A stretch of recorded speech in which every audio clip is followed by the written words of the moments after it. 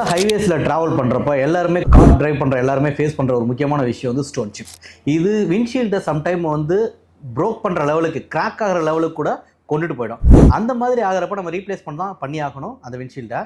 நம்ம இந்த மாதிரி கிராக் ஆன ஒரு ப்ரீமியம் வெஹிக்கிளோட விண்ட்ஷீல்டை என்ன பண்ணணும், அதுக்கு என்ன சொல்யூஷன் கொடுத்தோம் அப்படின்றத இப்போ நம்ம பார்க்க போகிறோம். நம்ம 3 இயர்ஸ்க்கு முன்னாடி பெயிண்ட் ப்ரொடெக்ஷன் ஃபில்ம் பண்ண ஒரு வெஹிக்கிள் அன்ஃபார்ச்சுனேட்டாக ஸ்டோன் சிப்னால கிராக் ஆயிடுச்சு.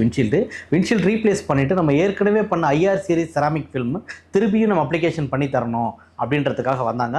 அவங்களுக்கு ஒரு சஜஷன் சொன்னோம், நம்ம விண்ட்ஷீல்டு ப்ரொடெக்ஷன் ஃபில்ம் பண்ணோம் அப்படின்னா இந்த மாதிரி கிராக் ஆகிறதுலாம் உங்களுக்கு ப்ரொடெக்ட் பண்ணோம் அப்படின்னு சொன்னோம். ஓகேனாங்க. அதோட ஃபீச்சர்ஸ் முக்கியமாக என்னென்னு பார்த்தீங்கன்னா 160 மைக்ரான் திக்னஸ். ஸோ இந்த ஸ்டோன் சிப்னால கிராக் ஆகாமல் ப்ரொடெக்ட் பண்ணும். அட் த சேம் டைம் இது 90% விசிபிலிட்டி கிளியராகவும் இருக்கும், 95% யூவி ரேஸ் ரிஜெக்ஷன் இருக்கும். அதோட இல்லாமல் இது ப்ரீ செராமிக் கோட்டட், அதனால ஹைட்ரோபோபிக் எஃபெக்டோட இருக்கும். விண்ட்ஷீல்டோட காஸ்டோட